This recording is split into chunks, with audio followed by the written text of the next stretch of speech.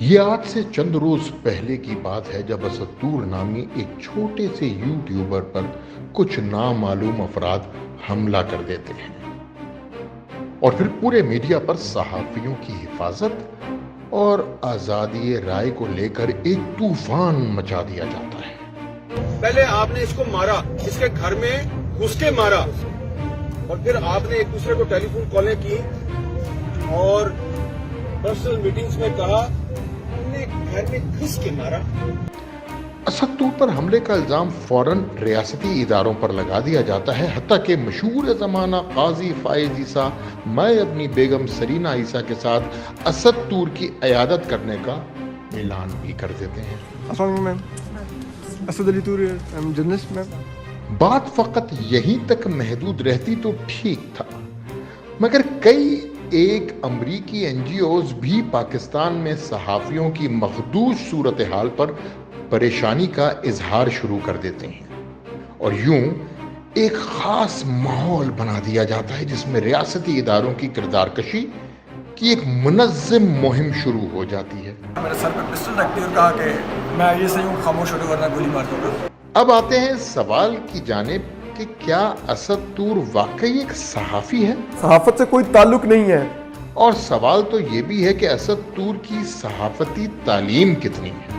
अगर असदूर के social media platforms देखे जाएं तो उसके यूट्यूब पर सिर्फ 26,000 सब्सक्राइबर हैं, जो कि पाकिस्तानी यूट्यूबर्स के लिहाज से एक बिलो एवरेज यूट्यूबर के जुमरे में आते हैं।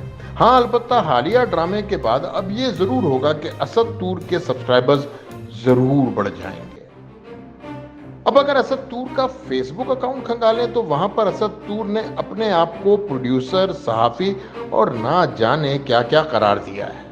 लेकिन मजे की बात यह है कि इधर भी अपने सहाफती तजुर्बे और तालीम के बारे में कतन कुछ नहीं बताया, जिससे साफ पता चलता है कि मौसूफ ना तो कभी किसी अच्छे सहाफती इदारे में किसी अच्छी पोजीशन पर रहे हैं और ना ही कोई खास सहाफती तालीम रखते हैं। जिसका रिकॉर्ड ही झूठ बोलने का हो, जिसका पता हो कि ना वो पढ़ता है, ना उसका कोई इल्म है, ना उसके पास दिमाग है। अब गौर कीजिए नाजरीन, सिर्फ 26,000 सब्सक्राइबर रखने वाला एक अनपढ़ नौजवान अपने YouTube चैनल की रेटिंग बढ़ाने के लिए खुद को पिटवाने का ड्रामा करता है और फिर तमाम रियासत मुखालिफ तबके इस ड्रामे को खूब उछालते हैं। असद का अपार्टमेंट किधर था, वो किन स्टोरीज पर काम कर रहे थे। असद अली तूर के साथ जो वाक़या हुआ, हम उसकी शदीद मज़म्मत भी करते हैं। काजी फाइज ईसा, जिन पर करप्शन का इल्जाम है, वो इस बात से इनकार नहीं कर रहे कि उनके खिलाफ दिए गए सबूत गलत हैं, बल्कि वो ये कह रहे हैं कि चूंकि मैं जज हूं लिहाजा मुझे सजा नहीं दी जा सकती। यही काजी फाइज ईसा हैं जिन्होंने हुसैन हक्कानी को मुल्क से फरार होने में मदद की। यही काजी फाइज ईसा हैं जिन्होंने कोयटा बम धमाकों की इंक्वायरी रिपोर्ट में हिंदुस्तानी दहशतगर्द तंजीमों को बरीउज़्ज़मा करार दिया। यही काजी फाइज ईसा हैं जिन्होंने नवाज शरीफ का अदालत में जुर्म साबित होने और उनको सजा होने के बावजूद ऐसे बयानात दिए जिससे नवाज शरीफ को सियासी फायदा हासिल हुआ और नवाज शरीफ ने काजी फाइज ईसा की तारीफ की। और सबसे बढ़कर यही वो काजी फाइज ईसा हैं जो अपने साथी जजों से मिलकर सिर्फ अपने करप्शन के केस को बचाने के लिए खुलेआम पाकिस्तानी इदारों की किरदार कुशी की मुहिम चला रहे हैं। ये ऐसा मैक्सम है कि जिसकी बुनियाद ये रखी जा रही है कि अगर हम सुप्रीम कोर्ट के एक जज को जवाबदेह बनाएंगे असूलों की बुनियाद के ऊपर और उससे पूछेंगे तुम्हारी बीवी की जायदाद कहां से बनी, तो कल को हर जज के सर पे तलवार लटकती रहेगी। जिन लोगों ने, खा वो उसमें बार था, खासकर सियासी पार्टियां थी, खास सिविल सोसाइटी थी, उसकी एक वजह बताते हैं और हर बंदे को अपनी गुनाह को जस्टिफाई करने के तमाम दलील होते हैं, वरना इंसान जो पागल हो जाए। और समझते हैं कि हम इस जज की इसलिए हिमायत करते हैं कि ये पहला जज है कि जिसने एस्टैब्लिशमेंट जो है उसके खिलाफ आंखों में आंखें डाल के गुफ्तगू की थी और उसने फैसला किया। और ये फैसला भी इससे बुनियादी तौर पर एक मजहबी जमात के खिलाफ आया था। अब दोबारा चलते हैं असदूर की जानिब। असदूर का फेसबुक अकाउंट देखें तो वहां पर मौसूफ ने पिछले साल एक अंग्रेजी में पोस्ट लगाई थी کہ اسد طور کے پاس 2021 میں لاکھوں روپیہ آ جائے گا۔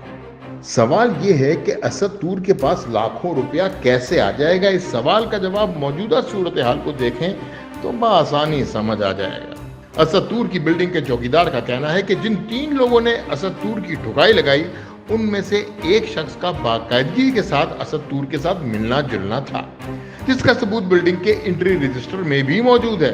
تو گویا اس سے پتہ چلتا ہے کہ یہ اسد طور کا کوئی ذاتی جھگڑا ہو سکتا ہے، جس کا موقع سے فائدہ اٹھا کر اس ٹھکائی کو ریاستی اداروں پر تھوپا گیا۔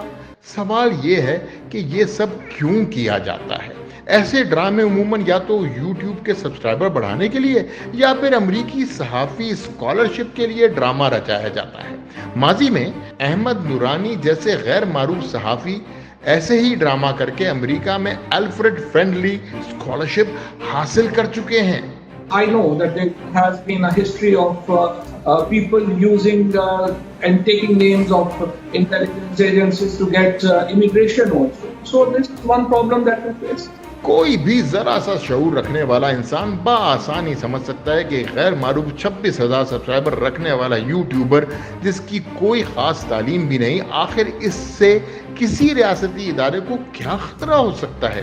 قاضی فائز عیسیٰ اور ان کی بیگم جو اپنے آپ کو بے گناہ یا بے قصور ثابت کرنے کے بجائے دن رات ریاستی اداروں کی کردار کشی کی مہم میں مصروف ہیں، وہ آخر اس یوٹیوبر کی عیادت کے لیے کیوں جا رہی ہیں؟ کیا ان کو اس یوٹیوبر سے کوئی ہمدردی ہے یا پھر یہ عیادت ان کی ریاستی اداروں کی کردار کشی مہم کا حصہ ہے، جس کے ذریعے یہ اپنی کرپشن سے توجہ ہٹانا چاہتے ہیں؟ اس سارے ڈرامے میں ایک اور اہم کردار نیا دور نامی ویب سائٹ ہے، جس کو امریکہ سے چلایا جا رہا ہے، اور یہ ویب سائٹ بھی مسلسل پاکستان مخالف مواد کو پھیلانے میں مصروف عمل نظر آتی ہے اور دن رات اسد طور پر حملے کو پاکستانی صحافیوں کی حفاظت کے ساتھ جوڑتی ہے۔ نیا دور کی ویب سائٹ دیکھیں تو اس کے ایڈیٹر کا کچھ عطا پتہ نہیں ملتا، مگر جاب تلاش کرنے والی مشہور ویب سائٹ لنکڈن دیکھیں تو پتہ چلتا ہے رضا رومی نامی ایک پاکستان بیزار صحافی اس کے روح رواں ہیں۔ اب رضا رومی کون ہے؟ ان کا اتنا ہی تعارف کافی ہے کہ موصوف کو آئین پاکستان کی اسلامی دفعات سے شدید چڑھ ہے اور موصوف چاہتے ہیں کہ پاکستان کے لوگ ان کو سڑکوں پر ہم جنس پرستی کرتے نظر آئیں۔ خیر چھوڑیں، آگے بڑھتے ہیں۔ اب آنے والے دنوں میں قاضی فائز عیسیٰ اپنے میڈیا اسسٹنٹ کی وجہ سے اسد طور پر ہونے والے جعلی حملے کو ریاستی اداروں کے سر تھوپ کر اسد طور کو امریکی ویزا دلوانے میں کامیاب ہو جائیں گے۔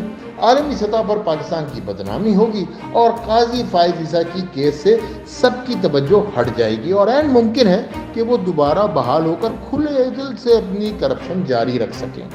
اور یہ سارا ڈرامہ دیکھ کر باقی پاکستانی یوٹیوبر سوچیں گے کہ ہمیں بھی یہ ٹرائی کرنا چاہیے، کیونکہ مشہور ہونے اور سبسکرائبر بڑھانے کا اس سے سستا اور گھٹیا طریقہ شاید ہی کوئی اور ہو۔ کیا کنفیوزڈ فنڈامنٹلسٹ ہیں آپ بھی؟ کچھ تو خیال کیجئے، کسی اور ملک میں ہوتا تو کیریئر ختم ہو جاتا۔ لیکن اب مسئلہ یہ بن گیا ہے کہ سوشل میڈیا پر آواز سب کی اٹھتی ہے، ہر بندہ ایک چینل ہے، تو میری آواز بھی کوئی نہ کوئی تو سن ہی رہا ہو۔